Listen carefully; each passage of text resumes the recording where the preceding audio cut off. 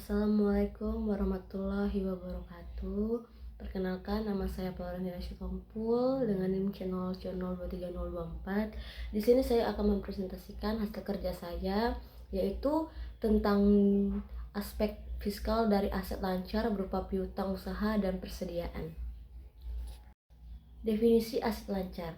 Aset lancar merupakan komponen penting dalam laporan posisi keuangan yang mencerminkan kemampuan perusahaan memenuhi kewajiban jangka pendek serta menjaga kelancaran operasi.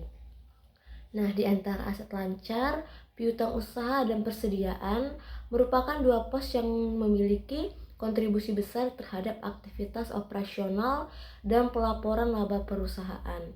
Dalam akuntansi keuangan, kedua jenis ini diukur dan disajikan berdasarkan prinsip-prinsip yang diatur dalam standar akuntansi seperti PSAK 1, PSAK 14, dan PSAK 71 yang menekankan ketepatan pengakuan pendapatan, penilaian aset, serta penyajian nilai yang mencerminkan kondisi ekonomi aktual. Kemudian itu ada PPN yang timbul dari piutang usaha. PPN atas piutang usaha muncul ketika perusahaan melakukan penyerahan barang kena pajak atau BKP atau jasa kena pajak JKP secara kredit. Menurut ketentuan PPN, kewajiban memungut, menyetor, dan melaporkan PPN timbul pada saat terjadinya penyerahan, bukan pada saat pembayaran diterima. Terjadinya penyerahan bukan pada saat pembayaran diterima. Oleh karena itu, meskipun penjualan belum dibayar oleh pelanggan dan masih tercatat sebagai piutang, perusahaan tetap harus memungut dan melaporkan PPN keluaran pada masa pajak saat transaksi terjadi.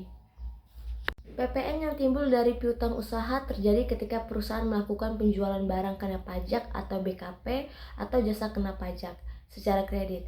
Dalam ketentuan perpajakan Indonesia, PPN terutang pada saat penyerahan barang atau jasa dilakukan, bukan pada saat pembayaran diterima. Perlakuan pajak atas piutang tak tertagih.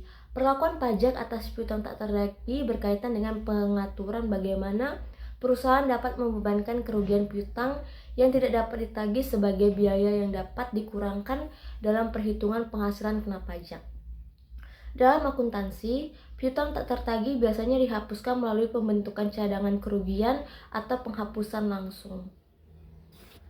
Secara fiskal, pembentukan cadangan kerugian piutang tidak diperkenankan sebagai pengurangan penghasilan bruto kecuali untuk usaha tertentu seperti perusahaan pembiayaan, bank, dan lembaga keuangan yang secara eksplisit diatur dalam peraturan khusus. Perlakuan pajak atas persediaan. Persediaan merupakan komponen penting dalam penentuan harga pokok penjualan atau HPP dan penetapan laba fiskal. Dalam akuntansi, persediaan dapat dinilai menggunakan berbagai metode seperti FIFO, rata-rata tertimbang, atau metode lainnya sesuai PSAK 14. Namun, perpajakan hanya mengakui metode tertentu yang diatur dalam peraturan perpajakan, yaitu metode FIFO dan metode rata-rata. Perubahan metode penilaian harus mendapat persetujuan otoritas pajak. Implikasi fiskal terhadap perhitungan pajak penghasilan. Perbedaan perlakuan akuntansi dan perpajakan atas piutang dan persediaan secara langsung memengaruhi besarnya penghasilan kena pajak.